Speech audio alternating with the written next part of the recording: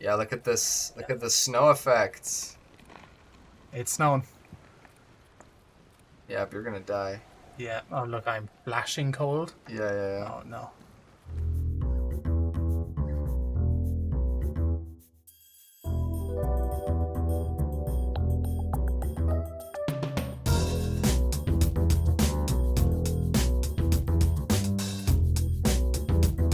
With 1.2.6, we've adjusted the entire central economy configuration to kind of fit the season that the individual world is in. So that's one part of it, and the other part is that we've looked at the balancing of the clothes specifically. Yeah. And like basically you have, if it's a winter clothing, obviously there's good insulation. If it's a summer clothing, it does not have that good of an insulation.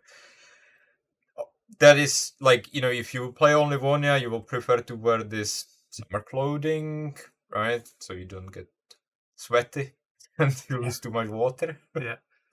In the better case. I still remember like the legacy version where people had to bath in the lakes because they were overheating. It's so bad. Jeez. Wow.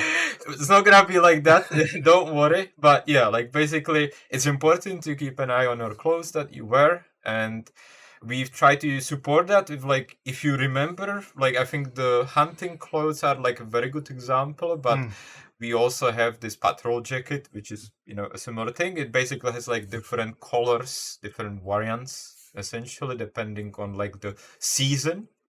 And we try to reflect that not only through spawning. So like if you want to find a summer hunting clothes, you will go to Livonia. You are much more likely to find those clothes in there compared to Chernarus or Sakhal, in fact.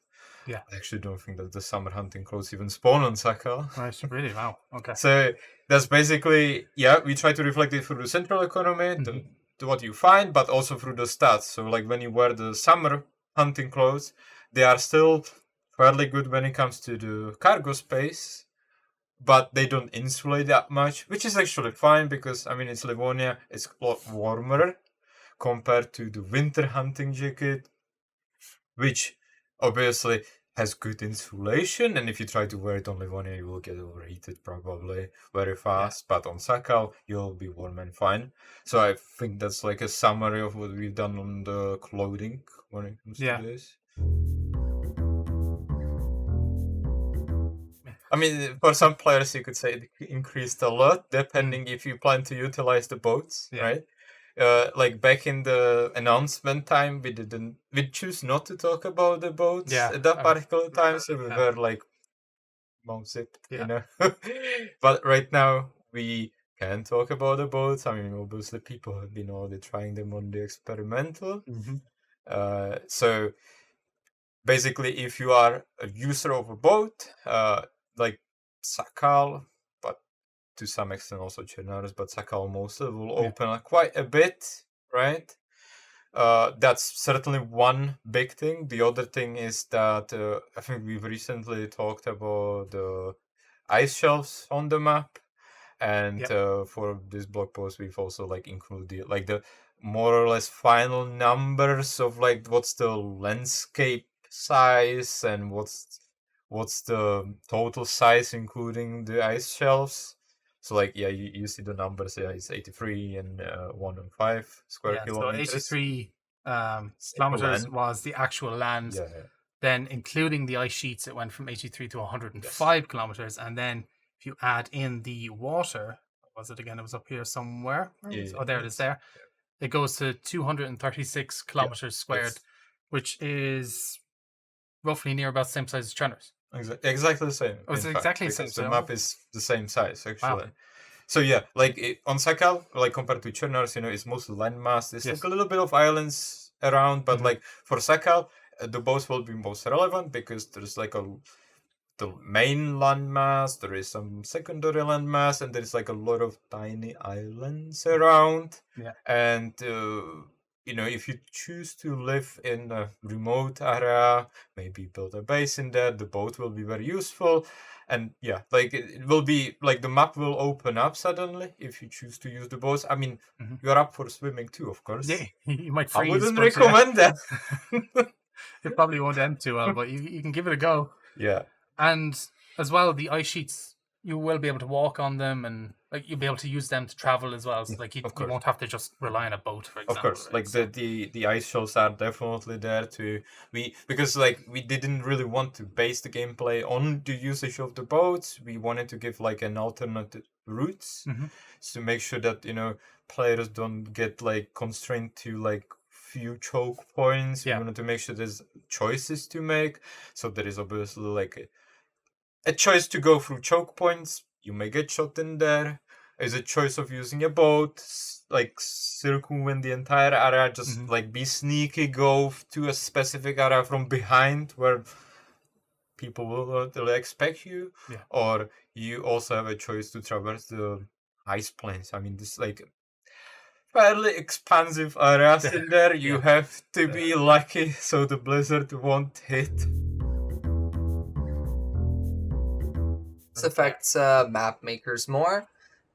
So it affects our PC community a little bit more, but we internally use the same tools that we make available to the community to make the maps. So the Sakhal map was made with Terrain Builder, and at the beginning, it was actually made with the same Terrain Builder that all the modders had access to, or rather the whole community on PC has access to. Yes.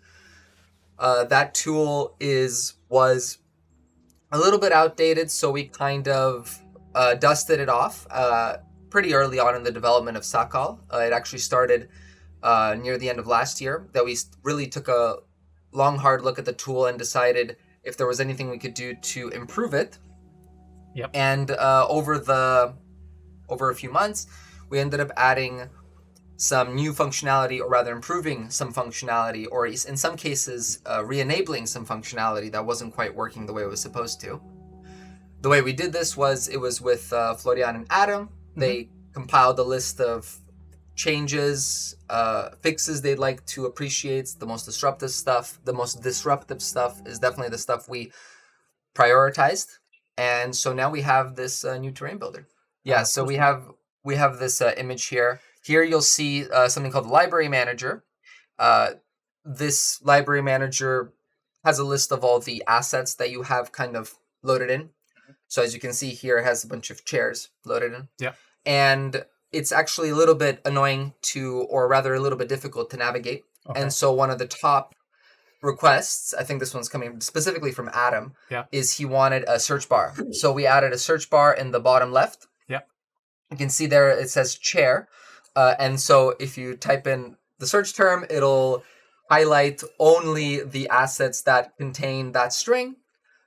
Here you only see chair in this image, but actually it can receive multiple search tokens. So if you do chair space, grass, it'll pop up with all the assets that contain either chair or grass in the name. So you can really filter by the stuff you need. It's also very snappy. It's instant. Every letter, every keystroke immediately refreshes the list. So it's pretty intuitive and easy to work with. Yeah, so here you have this console. This console outputs information to the user. And it was actually not working correctly at all. It would, if you attempted to enable it, it would just not output any information, and it would significantly slow down the terrain builder.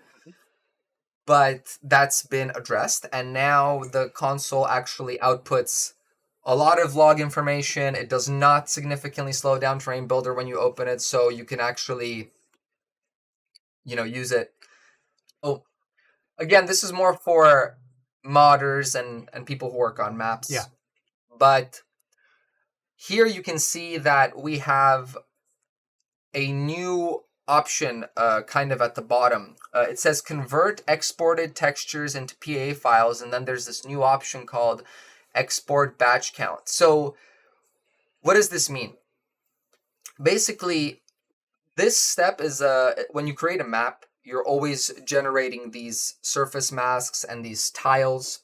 And this is a process that you repeat over and over and over again. Right. And the old terrain builder used to only make one tile at a time. Yeah. Basically.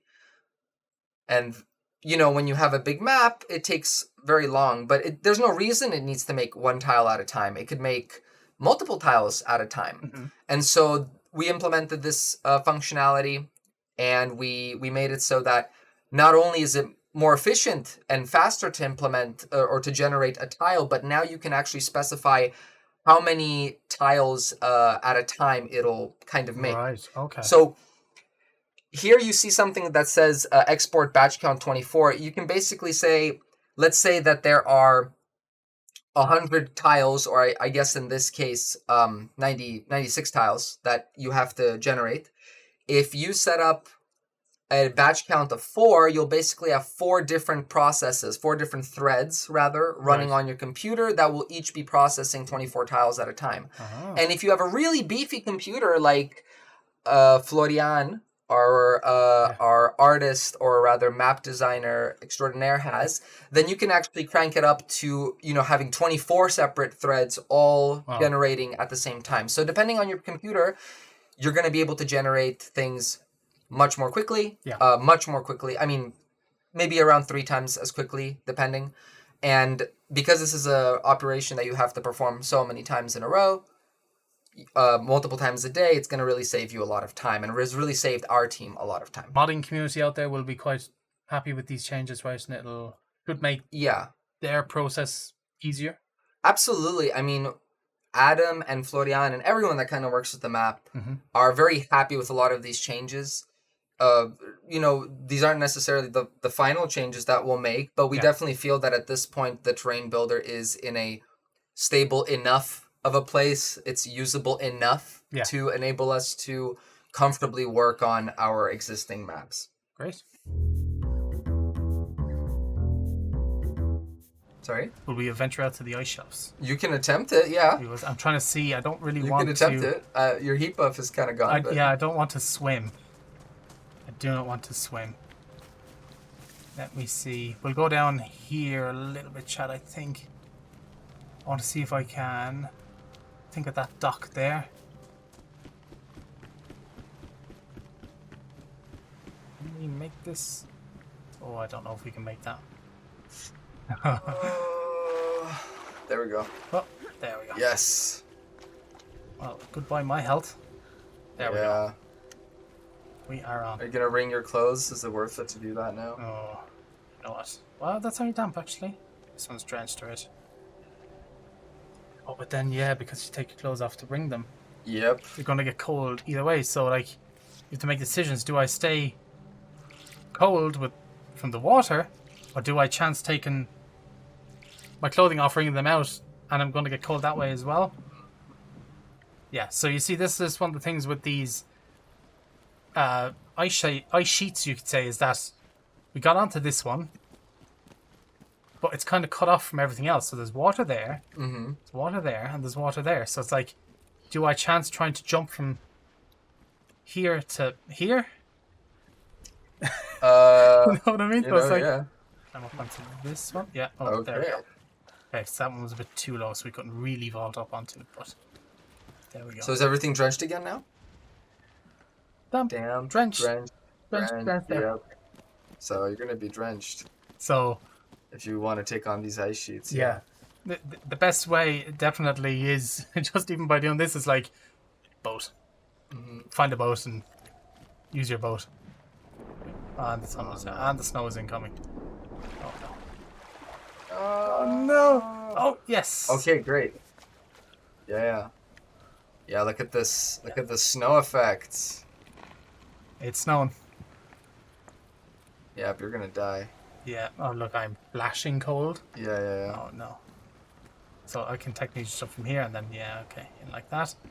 I think there's a house right here. You see it changes so quickly, like so rapidly. Yeah. Alright, chat. Now it's a fight for survival. Like, we're in that water for maybe a minute in total. Yeah. And like, we are flashing, freezing, health's going down. Right, gather a long stick. See if we can actually survive here. Also sick. There's also Zeds. Oh no. Everything that we don't want. Do you have bark? I don't. I have to go for some.